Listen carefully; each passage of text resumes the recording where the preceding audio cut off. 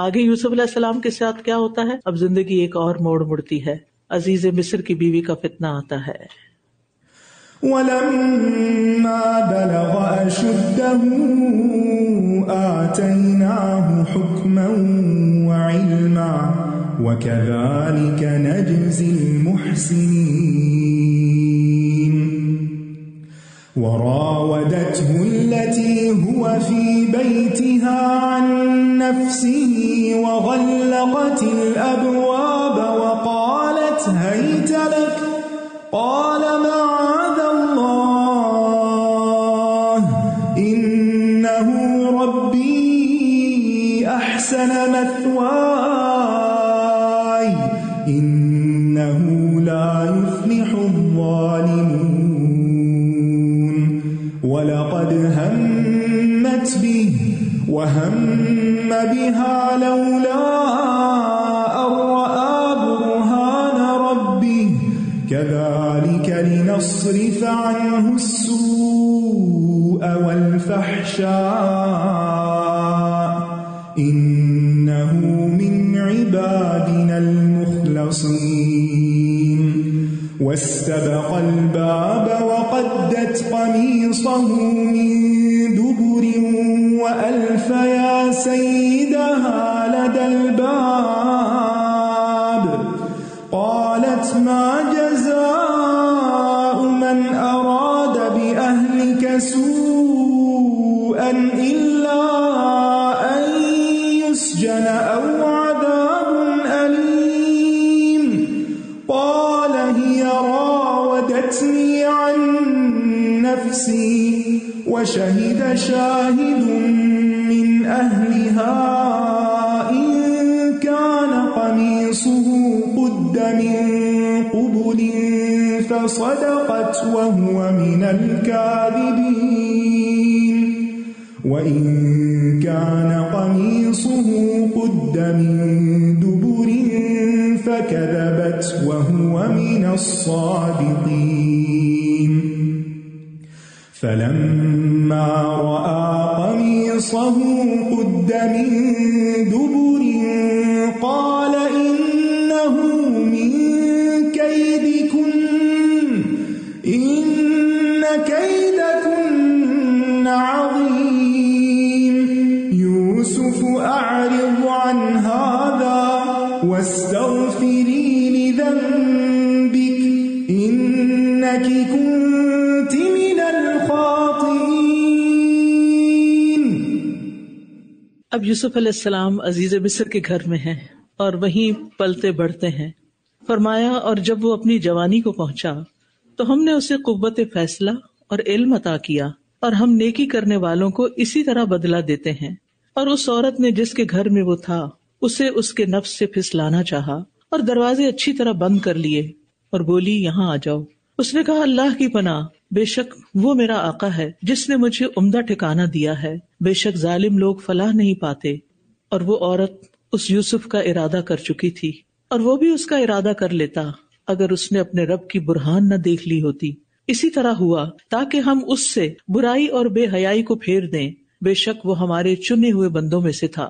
اور وہ دونوں دروازے کی طرف دوڑے اور اس عورت نے پیچھے سے اس کی قمیص پھاڑ ڈالی اور دونوں نے اس عورت کے شوہر کو دروازے کے پاس پایا. کہنے لگی اس شخص کی سزا کیا ہو سکتی ہے جو تیری بیوی کے ساتھ برائی کا ارادہ کرے، سوائے اس کے کہ وہ قید کیا جائے یا کوئی دردناک سزا دیا جائے.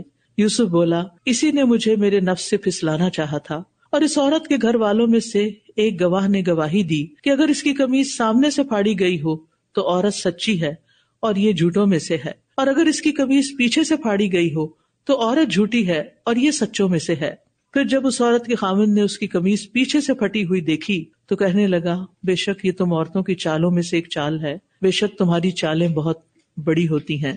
اے یوسف اس بات سے درگزر کرو اور اے عورت اپنے گناہ کی معافی مانگ لو، بے شک تو ہی خطا کار ہے. اب ان آیات میں ہم دیکھتے ہیں کہ یوسف علیہ السلام پر اللہ تعالیٰ کے کچھ انعامات ہوتے ہیں کہ اللہ سبحانہ وتعالیٰ نے ان کو جب وہ جوان ہوئے تو حکمت اور علم عطا کیا، قوت فیصلہ عطا کی، علم عطا کیا. یہ کون سا علم تھا جو مصر میں رہ کے انہوں نے حاصل کیا تھا؟ یہ دنیا کا علم تھا. یاد رکھیے ہمارا دین دنیا کے علم کو، جو فائدہ مند علم ہوتا ہے، اس کو کنڈیم نہیں کرتا، اس کو بھی ایک نعمت قرار دیتا ہے. بعض اوقات یہ ہوتا ہے کہ ہم قرآن مجید پڑھ لیتے ہیں، پھر سوچتے ہیں کہ کچھ اور نہیں پڑھنا ہم نے، اب ہمارا دل نہیں لگتا. آبویسلی کوئی چیز قرآن جیسی تو ہے نہیں کہ جس کو پڑھ کے ہمیں مزہ آئے. لہٰذا بچے پھر کہتے ہیں کہ ہمیں بس صرف اسلامک اسٹڈیز ہی کرنی ہے اور ہمیں کوئی اور دنیا کا علم حاصل نہیں کرنا، جبکہ آپ کو معلوم ہے کہ دنیا میں رہنے کے لیے دنیا کا علم بھی چاہیے. اور بعضوں کا تو بہت خشک ہوتا ہے، بہت ڈرائی ہوتا ہے، بہت مشکل ہوتی ہے، اس میں بہت محنت لگتی ہے، اور بعضوں کا سیکھنے میں بہت سی تکلیف بھی ہوتی ہے. لیکن اگر انسان کی نیت اچھی ہو تو دنیا کا علم حاصل کرنا بھی عبادت بن جاتا ہے. کہ پہلے سلیکشن کیسے علم کی ہو جو فائدہ مند ہو، نفع مند ہو، پھر اس کے بعد نیت یہ ہو کہ میں اس کو پڑھ کے اس سے دوسروں کو فائدہ پہنچاؤں گا. آپ دیکھیں گے ہم اس وقت کیا یہ پروگرام کر سکتے تھے اگر یہ حال تعمیر نہیں ہوتا، اگر آپ کی کرسیاں نہیں بنی ہوتی، کوئی بنانا نہیں جانتا، اگر یہ میز، یہ لیپ ٹاپ، یہ اسپیکر، یہ سب کچھ نہیں ہوتے. یہ سب چیزیں دنیا کا علم حاصل کر کے ہی بنائی گئی ہیں نا، اور ان میں مہارت حاصل کی گئی ہے. تو اگر آپ نے کوئی دنیا کا علم پڑھا ہے تو کبھی یہ نہ کہا کریں بس زندگی گنوا دی ایسے ہی پڑھ کے. نہیں، اس کو کام میں لائیں، اس سے دوسروں کو فائدہ پہنچائیں، اس کو اپڈیٹ کریں، اس سے فائدہ اٹھائیں اور فائدہ پہنچائیں. کیونکہ جو انسان کسی کو فائدہ پہنچاتا ہے وہ خود بھی فائدہ اٹھاتا ہے، اور جو کسی کو تکلیف دیتا ہے، جو کسی کو دکھ دیتا ہے، وہ خود بھی دکھ اٹھاتا ہے. تو گیو اینڈ ٹیک. ہمیشہ اس بات کا ارادہ اور نیت کیا کریں کہ میری ذات دوسروں کے لیے خیر اور بھلائی کا باعث بن جائے، میری ذات سے دوسروں کو فائدہ پہنچے. یہاں پر اللہ سبحانہ تعالیٰ نے چونکہ آئندہ جا کر یوسف علیہ السلام سے پوری مصر کی قوم کو فائدہ پہنچانا تھا، لہٰذا اس سے پہلے ان کو تیار کیا عزیز مصر کے گھر میں رکھ کے، اور فرمایا وَكَذَلِكَ نَجْزِي الْمُحْسِنِينَ. سب نیکوکاروں کو، نیکی کرنے والوں کو، دوسروں کے ساتھ احسان کرنے والوں کو ہم ایسا ہی بدلہ دیتے ہیں. یعنی جو شخص کسی کے ساتھ اچھا کرتا ہے وہ کبھی محروم نہیں رہتا. جو اللہ کی عبادت کرتا ہے وہ محروم نہیں رہتا، وہ خیر اس پہ پلٹ کے آتی ہے. جو دینے والے ہوتے ہیں ان کو ملتا ہے، چاہے آپ علم دیں، چاہے آپ مال دیں، چاہے آپ خدمت دیں، کوئی سروس پرووائڈ کریں. لیکن اگر آپ کسی کے بھی فائدے کے نہیں ہیں، کچھ بھی نہیں کرتے، صرف سونے پہ زور ہے، صرف آرام کرنے کی طرف توجہ ہے، صرف کھانے پینے کا شوق ہے، اور صرف اپنی ذات، me, myself and me, I, myself, me, صرف یہی آپ کو پتا ہے اور کچھ نہیں جانتے آپ آس پاس کے بارے میں، تو پھر آپ ایک بیکار انسان ہیں، آپ اپنے آپ کو خسارے میں رکھے ہوئے ہیں. تو نیک انسان جو ہوتا ہے اگر وہ نیکی اور اچھائی پہ قائم رہتا ہے تو اللہ سبحانہ وتعالیٰ اس کو اس کی جزا دیتے ہیں. اور آپ دیکھیے کہ یہاں پر یوسف علیہ السلام کو جس طرح اللہ تعالیٰ نے نوازا، اس میں خوشخبری ہے کہ ہر محسن کو اللہ ایسے ہی نوازے گا. تکلیف آنے پہ جو شکوہ نہیں کرے گا، صبر سے کام لے گا، اپنے آپ کو نئی سچویشن میں ڈھال لے گا اور راضی ہو جائے گا اللہ کے فیصلوں پر، تو اللہ تعالیٰ اس کے لیے خیر کے دروازے کھول دیں گے. اب یہاں پر ایک طرف تو خیر ملی، ٹھکانہ مل گیا، علم آ رہا ہے، حکمت آ رہی ہے، لوگوں کی سمجھ آ رہی ہے، بہت کچھ ایکسپوئر ہے، کیونکہ عزیز مصر جو تھا ایک بہت بڑی پوسٹ پہ تھا. آپ کو معلوم ہے کہ جو لوگ مثلاً کوئی وزیر ہوتا ہے یا کوئی امیر ہوتا ہے یا کوئی امبیسڈر ہوتا ہے تو اس کی میل ملاقات اسی کیٹیگری کے لوگوں سے ہوتی ہے. اور یہ بھی ایک اصول ہے کہ اگر آپ 3 علم والوں کو جانتے ہیں اور ان کی صحبت میں رہتے ہیں تو چوتھے آپ ہوں گے. 3 مال والوں کے بیچ میں رہتے ہیں تو چوتھے آپ ہوں گے، یعنی آپ کو مال کمانے کا شوق لگ جائے گا. اگر 3 دھوکے بازوں کے بیچ میں آپ رہتے تو چوتھے آپ ہوں گے. یعنی انسان کے اوپر اس کی کمپنی اور اس کے ماحول کا بہت اثر ہوتا ہے. آپ جس طرح کے لوگوں میں رہتے ہیں آپ بھی ویسے ہی بننا شروع ہو جاتے ہیں. نیچرلی انسان کے اندر یہ ٹینڈنسی ہوتی ہے. تو یہاں پر آپ دیکھیے کہ یوسف علیہ السلام جس ماحول میں اللہ تعالیٰ نے ان کو لا کے پلیس کیا، اس سے انہوں نے بہت کچھ سیکھا. لیکن پھر کیا ہوا؟ اب ایک اور آزمائش سامنے آ گئی. یہی زندگی ہوتی ہے، ایک ہاتھ میں نعمتیں ملتی ہیں اور دوسرے ہاتھ سے آزمائشیں آ رہی ہوتی ہیں. جو لوگ اس فلسفے کو سمجھ جاتے ہیں وہ نعمتوں پر فوکس کر لیتے ہیں اور آزمائشوں کو اللہ کے حوالے کر دیتے ہیں. وہ اللہ سے رجوع کرتے ہیں، وہ اللہ سے دعا کرتے ہیں اور اس بات کا انتظار کرتے ہیں کہ ایک وقت آئے گا، یہ وقت گزر جائے گا. مثلاً آپ دیکھیں کہ جیسے ایک عورت کو پریگنینسی ہوتی ہے تو اس کو پریشانی لگ جاتی ہے کہ اب پتہ نہیں کیا کیا ہوگا میرے ساتھ، خاص طور پر اگر فار دا فرسٹ ٹائم ایسا ہو. لیکن کیا ہوتا ہے، ایک دن آتا ہے نا جب بچہ پیدا ہو جاتا ہے، پھر جب بچہ پیدا ہونے لگتا ہے تکلیف شروع ہوتی ہے تو انسان سوچتا ہے پتہ نہیں میں مر ہی جاؤں گا، پتہ نہیں پیدا بھی ہوگا کہ نہیں. پھر کیا ہوتا ہے، وہ پیدا ہو جاتا ہے، پھر آپ کو اس کی خوشی ملتی ہے، پھر وہ بچہ آپ کو تنگ کرنے لگتا ہے، وہ راتوں کو سونے نہیں دیتا، وہ آپ کو کبھی کچھ کر رہا ہے کبھی کچھ کر رہا ہے. اب آپ کبھی اسے بہلا رہے ہیں، کبھی نہلا رہے ہیں، کبھی کھلا رہے ہیں، کبھی پلا، پوری زندگی اپ سائڈ ڈاؤن ہو جاتی ہے اس کے ساتھ.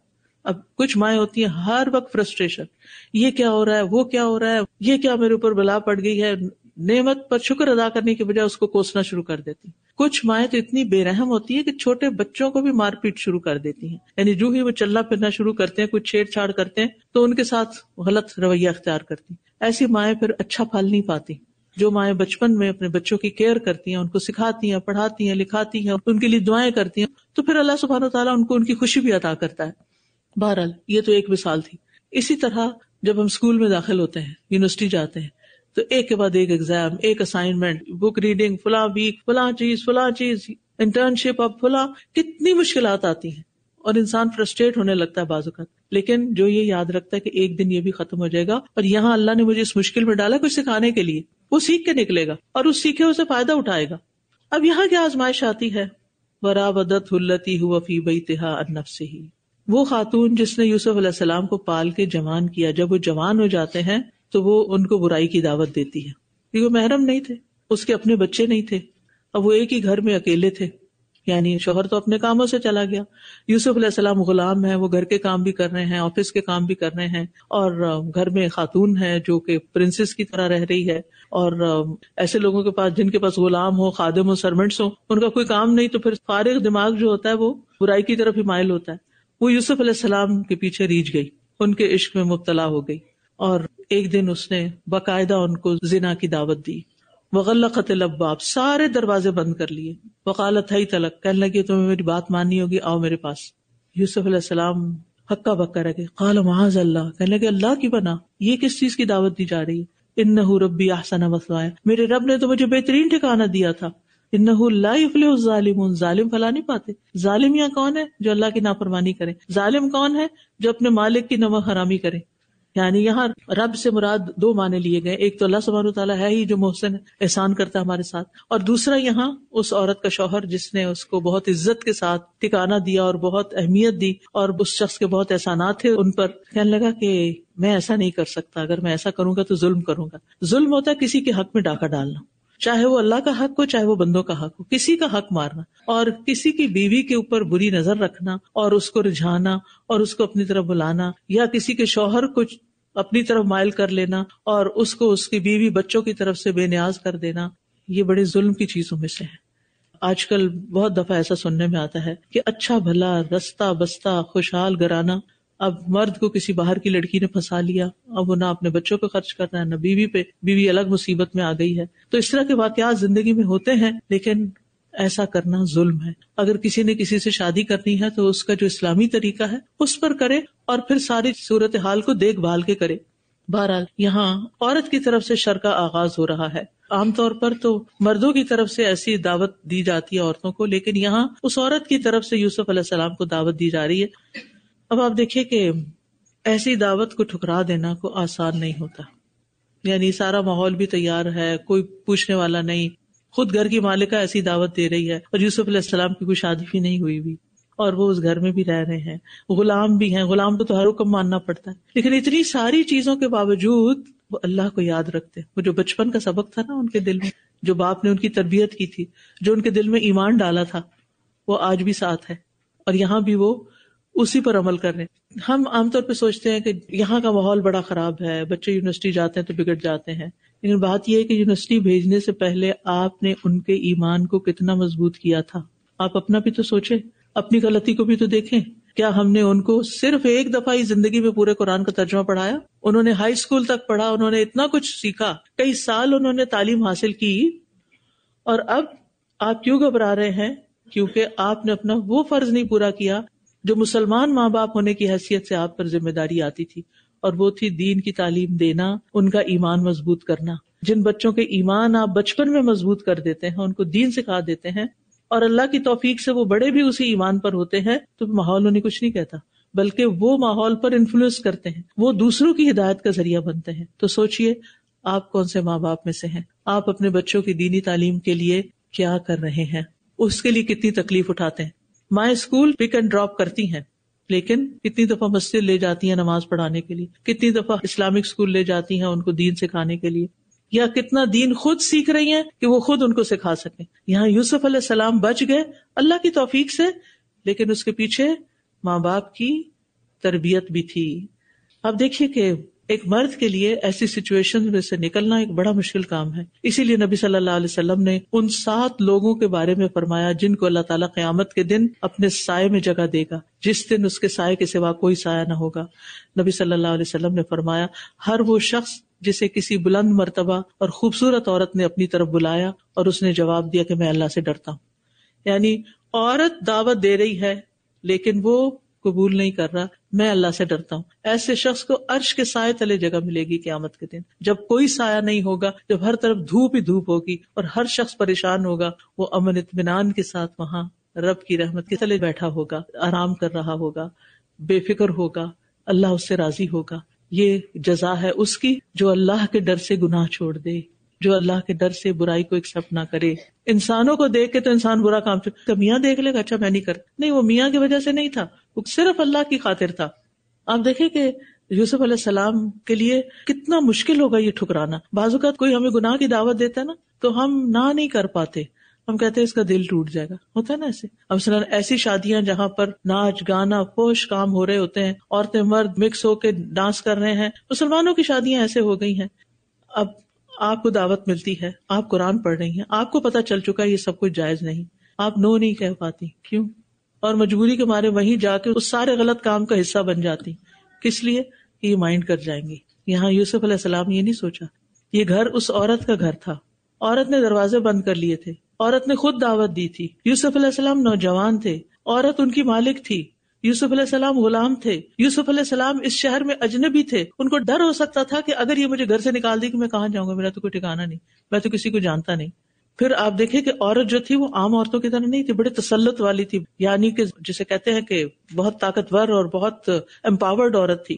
اور ویسے بھی آپ دیکھیں کہ عورت کا فتنہ مرد کے لیے سب سے بڑا فتنہ ہے. نبی صلی اللہ علیہ وسلم نے فرمایا میں نے اپنے بعد مردوں پر کوئی فتنہ عورتوں سے زیادہ نقصان دینے والا نہیں چھوڑا.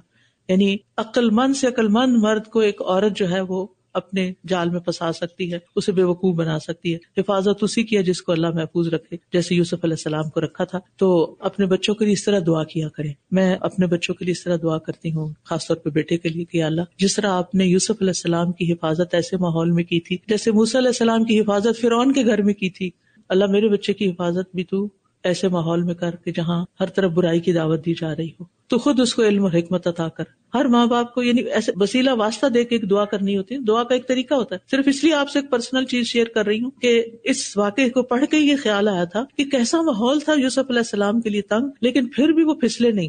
ہمارے بچوں کے لیے بھی باہر کی دنیا میں ایسے لوگ ان کو مل جاتے ہیں جو ان کو دین سے ہی بھٹکانے والے، ایمان سے ہی پھسلانے والے. یہ چیزیں تو بعد میں آتی ہیں، بنیادی دین اور ایمان ہی ختم ہو کے رہ جاتا ہے. تو اس سے کون بچائے گا؟ میں تو نہیں ساتھ جا سکتی نا، اور میں تو بچانے والی بھی نہیں. بچانے والا کون ہے؟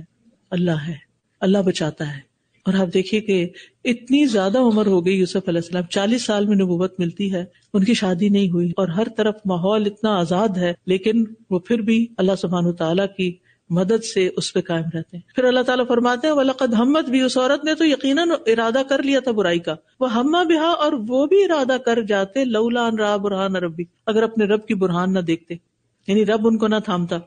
یاد رکھیے ہر انسان کے دل میں برائی کا ارادہ پیدا ہو جاتا ہے، لیکن پھر اس سے بچتا کون ہے؟ جس کو اللہ بچائے.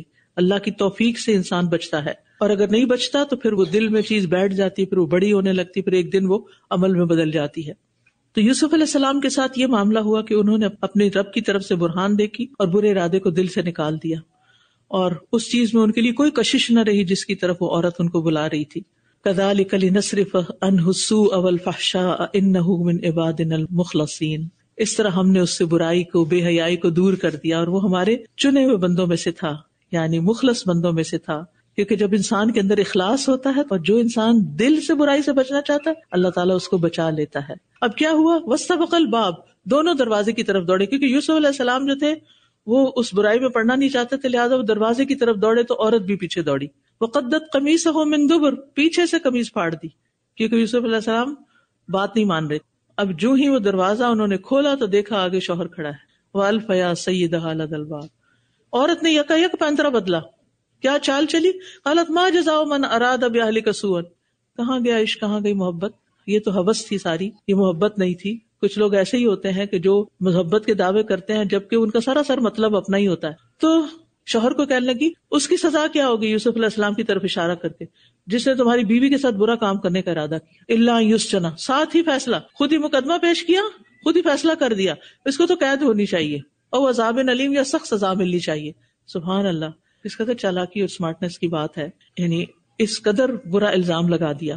اسی لیے کہتے ہیں کہ انسان فتنوں کی جگہوں سے بچے، ایسی جگہ نہ جائے کہ جہاں پر انسان کے اوپر کوئی تہمت آتی ہو، اور نہ ہی فتنوں کی طرف خود کو پیش کرے. یوسف علیہ السلام نے اس وقت خاموشی سے سارا اپنے اوپر الزام سنا، سزا کا فیصلہ بھی سن لیا، سب کچھ. کہتے ہیں قال ہی راودتنی، آرام سے کہتے ہیں اصل میں اس نے مجھے پھسلانا چاہا تھا، ان نفسی، میرے نفس سے. اور پھر معاملہ پیش ہوا، کہا جاتا ہے کہ وہ اس کی خالہ کا بیٹا تھا جس نے گواہی دی تھی. وہ شاہد شاہد من اہلہا، عورت کے گھر والوں میں سے ایک گواہ نے گواہی دی، بھی اللہ کی طرف سے مدد آئی. کیا کہ اگر قمیص آگے سے پھٹی ہوئی ہے تو عورت سچی ہے، کیونکہ اس نے عورت پہ زیادتی کرنے کی کوشش کی تو اس نے قمیص پھاڑ دی، اور یہ شخص جھوٹا ہے. اور اگر قمیص پیچھے سے پھٹی ہوئی ہے تو پھر عورت جھوٹی ہے اور یہ شخص سچا ہے. پھر جب دیکھا گیا تو قمیص پیچھے سے پھٹی ہوئی تھی. اب آپ دیکھیے کہ شوہر صرف کیا کہتا ہے، یہ تم عورتوں کی چالیں بہت عجیب ہیں، یہ بہت بڑی چالیں چلتی ہیں عورتیں، بس. اور کیا کہتا ہے، یوسف اعرض عن ھذا، یوسف اس کو اگنور کر دو. اللہ اکبر، اتنی بڑی بات ہو گئی. اور وہ جہاں ایمان نہیں ہوتا نا، جہاں دین نہیں ہوتا، اور جہاں عورتیں بہت غالب ہوتی ہیں مردوں پہ، پھر اسی قسم کے مرد ہوتے ہیں. حالانکہ وہ باہر کیا تھا، باہر تو وزیر تھا، بہت پاورفل انسان تھا، اور گھر میں اپنی بیوی کے ہاتھوں مجبور تھا، ذلیل تھا. یوسف اعرض عن ھذا، کہا یوسف اس کو چھوڑو. اور اپنی بیوی سے کیا کہا، واستغفری لذنبک، اپنے گناہ پہ معافی مانگ لو، انک کنت من الخاطئین، قصور تو تمہارا ہی ہے، غلطی تمہاری ہے. یعنی اتنی صفائی یوسف علیہ السلام کی ہو گئی.